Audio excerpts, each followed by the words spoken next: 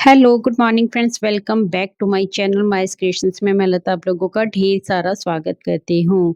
तो फ्रेंड्स यहाँ मैं अपना काम कर रही हूँ। कुछ-कुछ पहले देखती रही कि कहाँ से रीस्टार्ट करूँ क्योंकि एक बार जब थोड़ा गैप आता है ना, तो रीस्टार्ट करना थोड़ा-सा मुश्किल लगता है। बट कोई बात नहीं, काम है, करने तो पड़ेंगे। कुछ कटिंग करनी थी तो फिर कुछ काम मैंने वो बेड पे आप देखोगे ना तो मैंने बिखरा के रखे थे बट कुछ समझ में नहीं आया, कुछ अस्तर लाने ज़रूरी थे। तो जो कटिंग की हुई थी ना वो फिर मैंने स्टार्ट किया काम को धीरे-धीरे करना। और चलिए वैसे आज की वीडियो है जो मोटिवेशनल रहेगी, तो वीडियो को ध्यान से ज़रूर से सुनिएगा। फ्रेंड्स कभी सोचा है कि लाइफ में सबसे ज़्यादा प्रॉब्लम्स क्यों आती है? मैं बताती हूँ। जब हमें पता नहीं होता कि समाज में हमें इज़्ज़त कैसे मिलेगी। बिना सोचे समझे हम कुछ भी बोलते हैं, कुछ भी करते हैं। और यही सबसे बड़ा कारण है कि लोग हमें नासमझ कहते हैं। तो एक बात ध्यान से सुनिएगा फ्रेंड, चाहे आप हो 20 साल के, 40 साल के या फिर 60 साल के, ये वीडियो हर किसी के लिए है। क्योंकि फ्रेंड्स बात सच्ची है लेकिन कड़वी है कि समझदारी का ना उम्र से कोई लेना-देना नहीं होता। तो ऐसा क्या करें कि हमारे अंदर मैच्योरिटी आए, लोग हमें इज़्ज़त दें? सबसे पहले तो बोझ अपने मन से, अपने दिलो-दिमाग से उतार बैठो, चाहे वो आपके पास से जुड़ा हुआ ही क्यों ना हो। या फिर उन लोगों का मुँह जिनकी नज़रों में आपकी कोई कीमत ही नहीं है। वो लोग जो आपको हमेशा नीचा दिखाते हैं, वो लोग जिन्होंने हमेशा आपका जीना मुश्किल किया है। जिन पर आप बार-बार भरोसा करते हो कि हो सकता है ये इंसान अब बदल जाएगा, अब बदल जाएगा, बट हर बार आपको निराशा ही मिलती है। क्योंकि सच यही है कि ऐसे लोगों की फितरत कभी नहीं बदलती। जिसका स्वभाव है डंक मारने का, जिसका स्वभाव है वो तो करेगा ही वही काम। तो इसलिए जितना हो सके, जितना जल्दी समझ जाओ उतना ही सही है। जिसका जैसा व्यवहार होता है वो उसको कभी चेंज नहीं कर पाता है। इसलिए अपनी लाइफ को देखो, अपने आप को देखो। सेकंड पॉइंट है कि अगर चाहते हो कि जीवन में बदलाव हो, जीवन में पीस लाना चाहते हो, तो दूसरों से एक्सपेक्ट करना छोड़ दीजिए कि वो आपको समझे या फिर आपके लिए चेंज हो जाएँ, आपके बारे में आपकी बातों में हर एक बात में वो सहमत हो जाएँ, तो ऐसा नहीं होगा।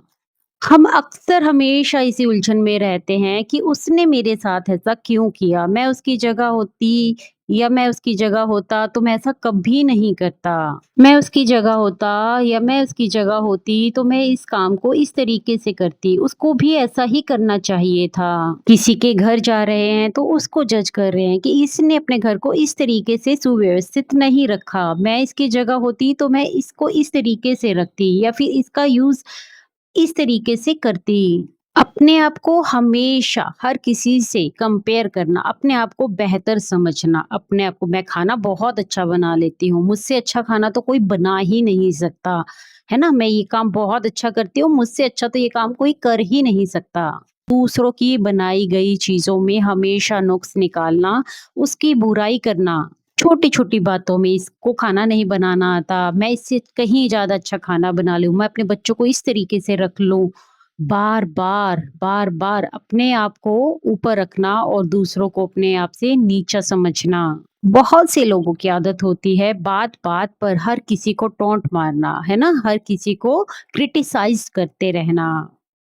याद रखिएगा एप्रिशिएट करना बहुत मुश्किल होता है, क्रिटिसाइज़ करना बहुत आसान है, खाना अच्छे से नहीं बना, है ना?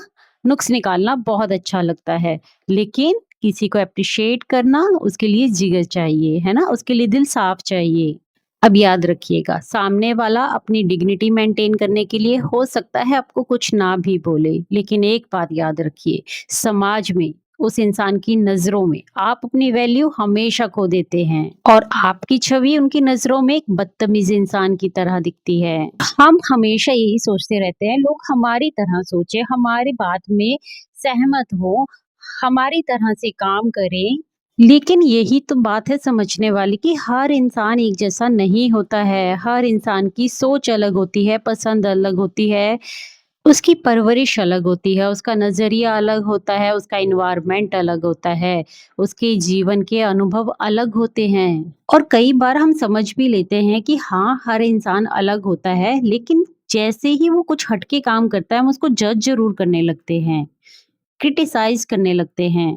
हमारा तीसरा पॉइंट है फ्रेंड्स कि जिम्मेदारियों से भागना बंद करो। और जब-जब हम अपनी जिम्मेदारियों से भागते हैं, हमें लगता है कि हमने अपनी परेशानी कम कर ली, लेकिन हम ये भूल जाते हैं ये काम हमारी रिस्पॉन्सिबिलिटीज़ हैं। हमें पता होता है ये काम करना बहुत ज़रूरी है, लेकिन कभी आलस के चलते, कभी काम ना करने का मन है, तो इन सब चीज़ों के चलते ना हम हमेशा उस काम को टालते रहते हैं। और हम ना अपने दिमाग को ना ये सिग्नल देते रहते हैं कि कोई बात नहीं, आज नहीं किया कल हो जाएगा। अगर ये काम नहीं किया कोई बात नहीं, मैं फ्री हूँ, इस काम को नहीं भी करेंगे तो चल जाएगा। बट याद रखिएगा हमारे सबकॉन्शियस माइंड में वो बात बहुत अच्छे से फिट होती है कि ये काम करना कितना ज़रूरी है। उससे ये पता होता है कि छोटी-छोटी ज़िम्मेदारियाँ जो आज करना, छोटे-छोटे काम जो आज करना बहुत ज़रूरी हैं, आज नहीं करोगे तो भविष्य में बड़ी परेशानियां ला सकते हैं। और फिर सिर्फ पछतावे के हमें कुछ नहीं हासिल होता। हम ये सोचते हैं कि काश ये काम मैंने पहले ही कर लिया होता तो आज इतना पछताना ना पड़ता, इतना सोचना ना पड़ता, इतना झेलना ना पड़ता।